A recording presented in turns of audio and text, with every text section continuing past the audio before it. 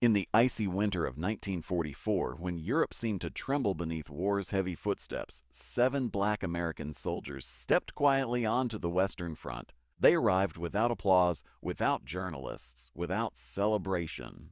Snow swallowed their footprints before anyone could remember they were there. The world hardly knew their names, yet destiny had already carved them into history. To the Allied generals who sent them, they were simply a special team for special work. To many of their fellow Americans, they were still doubted, but deep inside, these 7 men carried something no one could measure: courage that could set the night on fire. Their arrival itself felt strange. The frontline base they reached was unusually quiet. Even the seasoned troops spoke in low voices, as though new shadows had begun traveling among them. The 7 men walked without boasting or bravado. Their uniforms looked worn, their eyes sharper than knives. Their leader, Sergeant Elijah Ward, was a man whose scars told longer stories than his voice ever did. The soldiers who watched them pass murmured that he had seen half the world burn. They weren't wrong. Elijah had once lost his entire unit to a German ambush, and he carried their memory in every heartbeat. But he refused to be broken. Instead, he shaped his pain into steel-hard resolve. His new team, now watched with curiosity, was made of men just as uncommon. 4. Each one had survived battles that would shatter most. Each one had a reason to fight. No one knew the full story of how these 7 were chosen. Some said they volunteered. Others whispered they had been handpicked from different fronts for reasons only the high command understood. Still others claimed they had been molded silently in military training, where their unmatched endurance and sharp minds turned heads. No proof existed for any version. Only the 7 themselves knew the truth, and they weren't telling. Their mission was explained in a small, dim briefing room lit only by a single lantern. Maps were spread over a wooden table. The air smelled of cold steel and candle smoke. An Allied officer pointed at a snow-covered town deep in German-held territory. And prisoners were trapped there. Americans, British, and resistance fighters. The Sentinels were ordered to bring them home. Somewhere within the meeting, Elijah placed a hand on the map. His fingers stopped trembling. He looked at his men. One sentence escaped his lips, quiet but iron strong. "We go in together. We leave together. Fear is not our enemy. The Germans are not our enemy. Fear is our enemy." Those words settled in the soldiers' bones. They nodded as if they were already beyond hesitation. For them, fear was familiar, almost a friend. They had lived through too much to bow before it now. Night came early that winter. The Sentinels moved under darkness, wearing white snow cloaks that swallowed their silhouettes. Wind howled like wolves as they marched. The Germans in that territory believed their walls were strong, their lines perfect, their prisoners secured. They had no idea shadows were coming for them. Elijah raised his hand. The Sentinels halted behind trees, the town stretching before them. German patrols marched lazily, their boots cracking frozen ground. Snowflakes fell thick enough to block sight. Perfect cover. Elijah's signal came like a faint heartbeat, barely seen, barely heard. The Sentinels vanished into the dark. They crawled through snow, slipped around fences, and moved like whispers of wind. Not a bullet fired. Not a twig snapped. The first guard never even saw them. A hand from the darkness pulled him down. His breath froze in his throat. Another guard stepped forward, confused. Then silence consumed him too. Not one scream escaped into the night. By the time the patrol realized something was wrong, half of them were already gone. Panic spread through the German ranks like wildfire. Some soldiers shouted commands. Others fired blindly into the dark. A few ran, swearing they saw glowing eyes and silent shadows moving where no man could stand. To them, this was not a human squad. These were ghosts, black devils who hunted without mercy. Inside the prison building, victims huddled in terror, hearing the chaos outside. They expected another night of suffering. Instead, the door swung open, and Elijah stood there. He raised a finger to his lips. The prisoners, though trembling, trusted him instantly. One by one, the Sentinels guided them out. Passing through the snow-filled streets was like moving through a dream. Or the Germans fell without knowing who struck them. The few who survived fled into the woods, pale with fear, shouting warnings in broken voices. By dawn, silence returned. The town, once locked under German rule, now stood empty of enemy forces. The prisoners were gone. The sentinels were gone. The Germans, humiliated, had vanished into the forest, too frightened to remain. Whispers spread fast across enemy lines. The stories were exaggerated but terrifying. German officers warned their men, "If the black ghosts come, do not fight. Run." Hitler's command grew angry and confused. Who were these 7? How had they moved so quietly, so swiftly, leaving no trace but trembling fear? On the Allied side, few knew what happened. Official reports were minimal. The only rumors traveled, rumors of 7 silent warriors who struck like lightning, freed the captured, and disappeared before anyone could thank them. Their legend began not with celebration, but with quiet footsteps fading into snow. They had entered Europe without recognition, but now Hitler's forces spoke of them in dread, and this was only the beginning. Among the 7 silent sentinels, none stood out more than Corporal Marcus King. He was tall, broad-shouldered, quiet, and strangely calm in every storm. Many whispered that his eyes were unusual, bright, steady, almost glowing when night grew darkest. No one knew if the stories were true, but soldiers swore that Marcus saw danger before it arrived, as though he could read the battlefield like a map drawn inside his mind. The Sentinels' next mission came faster than anyone expected. The Allies had discovered that a massive German ammunition network ran deep under a mountain range. Weapons, mortar shells, and fuel traveled through these tunnels, supplying Hitler's most elite division. Every attempt to destroy this pipeline had failed. Patrols were too tight, mines were everywhere. No aircraft could strike it without being shot down. The only option was the impossible, a ground infiltration. Elijah listened carefully during the briefing. He asked no questions. No question. He simply nodded once, slowly, and his men knew the mission was accepted. The night before departure, snow fell steadily, burying the ground in a thick white silence. Inside their tent, the sentinels sat together, sharpening knives, cleaning weapons, and speaking in short, unfinished sentences.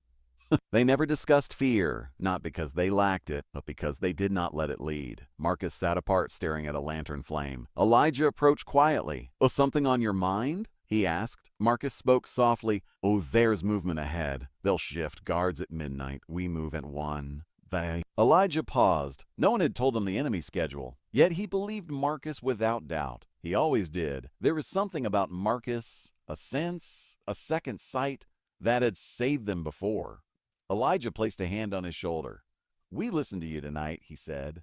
The team left as the moon dipped behind clouds. Snow swallowed their footsteps. Trees groaned under frozen weight. Marcus led. He pointed silently to paths between frost-covered rocks where mines lay hidden. He never hesitated. The others followed in perfect trust, stepping exactly where he stepped. Hours later, the entrance to the mountain tunnel appeared. A narrow break in the cliffside guarded by 2 soldiers and a machine gun nest hidden deeper in the shadows. Marcus signaled. Elijah nodded. 2 sentinels split right, 2 left. Knives flashed. Throats opened quietly. The machine gun nest never woke. They slipped inside. The tunnel was colder than outside. The walls dripped with frozen water, and the sound of distant boots echoed like thunder rolling through stone. Fuel crates lined the passage. Dynamite stacked on wooden shelves. If a blade metal sparked, the whole tunnel would become a tomb. Marcus studied the layout. "A left," he whispered. "Fully out." "Not right." Elijah trusted him. They moved left. Suddenly, footsteps echoed, German voices approaching. Marcus gestured for silence. They pressed against the walls, blending into darkness. A lantern glow crept around the corner. 3 soldiers walked past without noticing them, distracted by laughter. When the glow disappeared, Elijah exhaled. Marcus had known exactly where to hide. The deeper they went, the more dangerous the path became. Thick chains rattled overhead. The tunnel widened into a cavern full of ammunition carts. Shadows stretched like long fingers across the ground. The sentinels placed explosives with slow, careful hands. No sound. No mistakes. Then, just as the final charge was set, Marcus stiffened. "Aback," he whispered. No one questioned. They retreated silently behind fuel barrels. Seconds later, a squad of Germans entered earlier than any timetable suggested. Marcus's eyes narrowed. Something felt off. The Germans spoke quietly, complaining about new orders.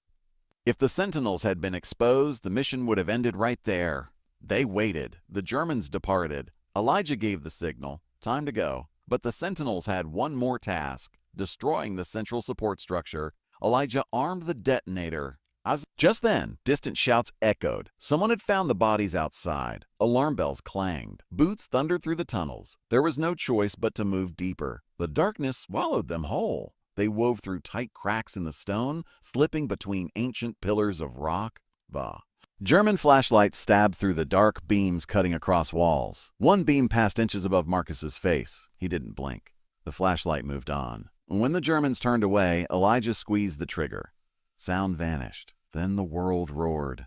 Explosions tore through the mountain, shaking stone, steel, and bone. Fire raced through the tunnels. Wooden supports shattered. Ammunition cooked off in rapid bursts, turning the underground fortress into a storm of flame and smoke. The ground trembled beneath their feet. Rocks fell like thunder. A red glow lit Marcus's eyes, bright, fierce, alive. Germans screamed, running in panic. One officer shouted the words that would echo for miles. "It's them, the Black Devils." That name, Black Devils, spread faster than fire. The Sentinels pushed forward, escaping through a hidden exit Marcus somehow sensed before they ever saw it. They stumbled out into the freezing night just as the tunnel collapsed behind them, sealing the ammunition network forever. But the mission had left them more than victory. As they caught their breath in the forest, Elijah noticed a bundle sticking out of Marcus's pack, a set of documents he must have grabbed during the chaos. Maps, routes, German markings. When they studied them later, the truth stunned every Allied commander. These maps revealed Hitler's secret weapon supply lines, routes so hidden even many German officers didn't know them. Cutting those routes could change the war. The Sentinels had gone in to destroy a tunnel. They walked out holding the key to crippling Hitler's war machine. Marcus simply said, "We weren't just meant to break stone. We were meant to find this." No one questioned how he knew. From that day on, soldiers swore Marcus wasn't just a warrior. He was a warning, an omen that death followed wherever he looked, and every German who heard the name of Black Devils felt a cold fear settle deep in his bones. Trust is a fragile thing in war. It must be earned, guarded, and tested through fire. After the mountain tunnel mission, the Sentinels had become a silent symbol of impossible success. Though few knew their names officially, whispers traveled like wind through Allied bunkers. Men spoke of them with awe, while German soldiers trembled at rumors of black phantoms whose footsteps foretold doom. But legends, no matter how strong, are always hunted. One icy morning, just as the Sentinels prepared for a new assignment, a captured German officer was dragged into the command tent. Blood stained his coat, but he carried himself with the arrogance of a man who believed he held the winning card. When asked about German plans, the officer laughed. His breath smoked in the freezing air. Then, almost casually, he whispered something that froze the heart of everyone listening. "Oh, someone among you tells us where you go." The words rippled through the tent like a silent explosion. Elijah, usually composed, clenched his fists. "Oh, why?" Around him, his men stiffened. Betrayal was poison, more deadly than any bullet. The officer continued, smirking. "You think the Nazis fear you only because of shadows? No. We know your paths because a friend walks among your brothers." He refused to say more, but the damage was done. A silent doubt crawled into the heart of the squad. The Sentinels still marched on. Their mission demanded they infiltrate a frozen village deep behind enemy lines. This village held a bridge vital to German supply chains. Destroying it would cut off fuel and ammunition to an entire division. But the moment they set foot in the forest, strange things began to happen. German patrols were unusually aggressive. Snipers seemed to fire before the Sentinels even revealed themselves. Footprints in fresh snow suggested they were being followed. Every trap they set seemed anticipated. Their silent advantage, once their greatest weapon, felt compromised. "Eyes open," Elijah warned. They nodded, but fear smoldered under the surface. Then, during a blizzard that erased the world into white, Private Samuel Cole vanished. Marcus noticed first. Lay. Samuel's footprints led away from the group, heading toward the trees where shadows sank deep into snow. Elijah signaled for silence and ordered a cautious search, but the storm worsened. Gusts of wind whipped ice into their faces. With visibility shrinking, they had no choice but to retreat. Some believe Samuel's taken. Others feared the darker possibility. 2 days later, just as the group sat quietly under makeshift shelter, Samuel returned. He stepped into camp calmly, brushing snow off his coat. His face showed no panic, no exhaustion. "I escaped," he said simply. "They took me, but I got away." Elijah listened, but something felt wrong. Samuel's uniform was barely torn. His boots were clean. Even his rifle, missing when he disappeared, was back in his hands. "Where did they take you?" Elijah asked. Samuel hesitated. "A small outpost." "I ran when they weren't looking." Marcus studied him carefully. His eyes, the ones soldiers whispered could see more than others, narrowed. Samuel avoided his gaze. That alone was strange. Samuel had always been bold. Now his eyes looked frightened, or perhaps hiding something darker. The group welcomed him back politely. They needed every man. Yet silence followed him like a shadow. Whispers spread at night, guarded but sharp. No one said the word traitor aloud, but it hovered in the cold air. The next day, Samuel suggested a new route to the Target Bridge. He spoke confidently, claiming he overheard German movement while in captivity. Elijah listened without expression. "We'll scout it," he decided. But quietly, he signaled Marcus to follow Samuel. That night, Samuel slipped away again, moving with the confidence of someone who knew exactly where to go. Marcus trailed him silently, stepping only where Samuel stepped. The snow muffled their movement. Samuel reached a clearing. Moonlight shone over him as he unfolded a small radio from his pack. He whispered coordinates of their camp. Marcus's heart sank. So it was true. He watched silently, memorizing every word. He could have killed Samuel then, but Elijah's earlier decision echoed in his mind. Bring truth, not blood. Marcus returned to camp. His face told the story before his mouth spoke. Elijah listened in silence, calm but burning with quiet fury. The squad sat in a circle, each man breathing heavily as truth settled like a stone. "We finished the mission," Elijah said, "and we finished this." Together they crafted a plan, one that turned betrayal into bait. They shifted camp at once, leaving a false trail. Marcus gave Samuel a chance to speak. Samuel stayed silent, pretending to sleep. By dawn, German troops stormed the location Samuel had transmitted. Expecting a small group, they found nothing. Confusion flickered in their ranks. That was when the sentinels struck. From the trees, they rained silent fire upon the enemy. Knives, arrows, suppressed shots. Germans fell before they could react. Their own trap had become a tomb. The snow turned dark beneath their boots. In the chaos, Samuel attempted to slip away. But Elijah stepped in his path. Samuel froze. His breath turned to ice between them. Ice between them. "You chose them over us," Elijah said quietly. Samuel said nothing. His eyes were empty of remorse. He turned to run, vanishing into the stormy night. Elijah did not chase him. Some ghosts were better left to the darkness. The bridge was destroyed shortly after. Fire lit the night, turning the sky red. The sentinels watched the flames rise, but none celebrated. The victory tasted bitter. They returned to their lines with 6 hearts instead of 7. Betrayal had reshaped them, made them harder, sharper. Trust was no longer given. It was earned with blood. Jovial. From that day on, the sentinels moved with a new certainty. Death might come from the front, but danger might also walk behind them, wearing a familiar face.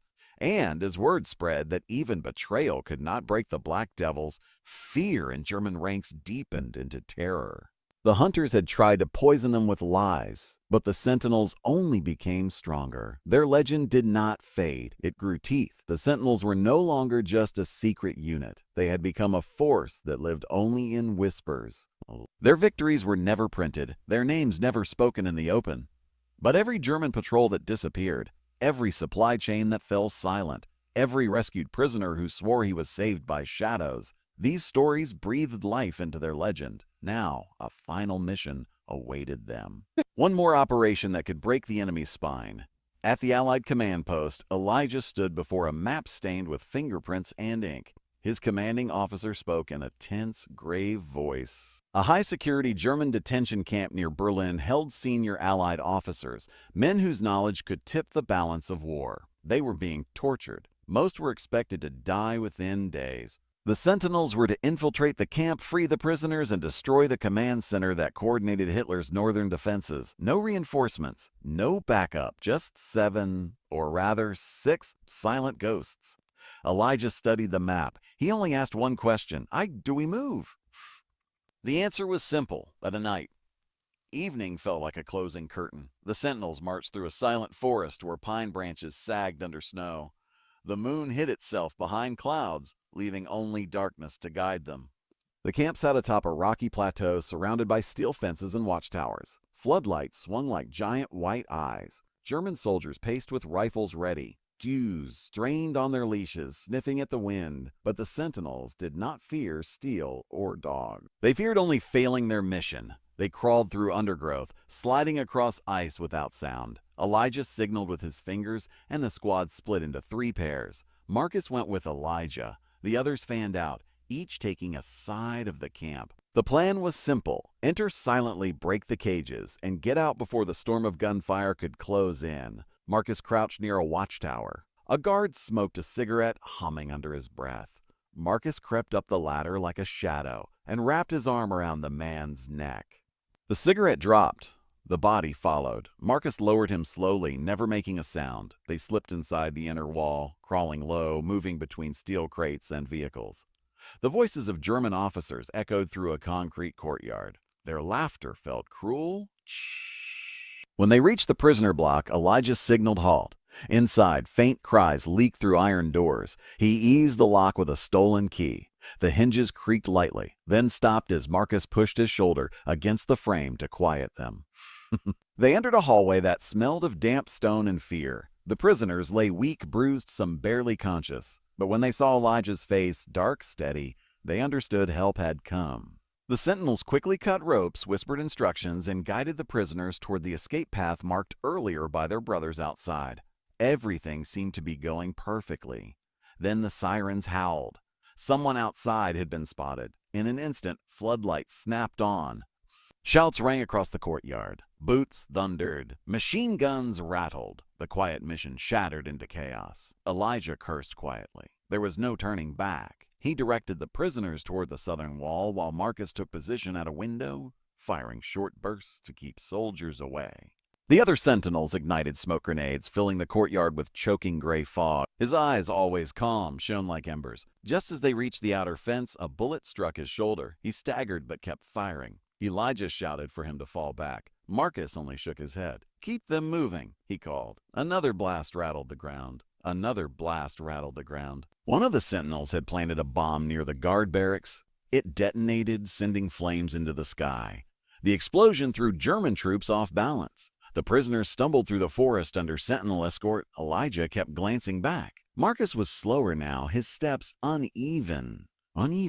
Blood dripped into the snow, leaving a red trail. Elijah reached him, grabbing his arm, pulling him forward. But Marcus resisted. "Too many coming," he whispered. "I'll break the spine. End it." He handed Elijah the last detonator charge. It was small, but powerful enough to bring down the communications center. Elijah held it, torn between duty and brotherhood. Marcus smiled faintly, his breath clouding the air. "Let me finish what I see," he said. Those were his last full words. Marcus turned, limping toward the command center. Gunfire followed him. Elijah wanted to chase him, but the mission demanded he let go. The remaining sentinels pushed the prisoners deeper into the woods, shielding them with every step. Marcus slipped into the shadows, placing the charge near a fuel tank beside the command building. Soldiers spotted him too late. He triggered the explosive. A tower of fire erupted, swallowing the center in a roaring inferno. German signals fell silent at once. Marcus disappeared in the blast, his sacrifice sealing their victory. Elijah felt the ground tremble under his boots. He turned but saw only fire, smoke, and the burning skeleton of the command post. No figure stood within it, only silence. By sunrise, only 3 sentinels made it back with the rescued prisoners. Their bodies were bruised, their eyes hollow, but their mission complete. The camp lay in ruins behind them. When Allied forces reached the site days later, they found a message scorched into a piece of wall, likely scratched by Marcus before planting the charge. "We were here. We did not bow. No medals came. No parades." Their story remained buried under official papers, dust, and silence. But among soldiers, whispers carried on. Some said the sentinels still roamed the forests of Europe. Some claimed Marcus's eyes still burned amid smoke and snow. Only one thing was certain. Hitler's forces never forgot the 7 black soldiers who carved terror into their bones. They arrived without applause and left as legends, legends that never die. The heart of this story reminds us that God never abandons his children even when life feels painfully silent. When trials come and familiar dreams crumble, we sometimes question our worth or assume we've been forgotten. But the truth buried within every hardship is that God is shaping us for something greater than what we lost. His delays are not denials. His silence is not absence. He works behind the scenes, rebuilding strength, restoring identity, and preparing a future far better than the past. Through every heartbreak and unexpected detour, God invites us to trust his timing rather than our own. He wants us to let go of fear, embrace faith, and believe that his promises will be fulfilled at exactly the right moment. We learn that real growth happens when we surrender our plans, allow him to guide our steps, and remain faithful even when we cannot see the outcome. The moral is simple yet powerful. Your struggle is not the end. It is the beginning of a new and divine restoration. What feels like loss today is often the path to a blessing you could not have imagined. Stay faithful, keep believing, and watch God transform your pain into purpose. Please hit the bell icon and subscribe my channel Military Legends for more updates.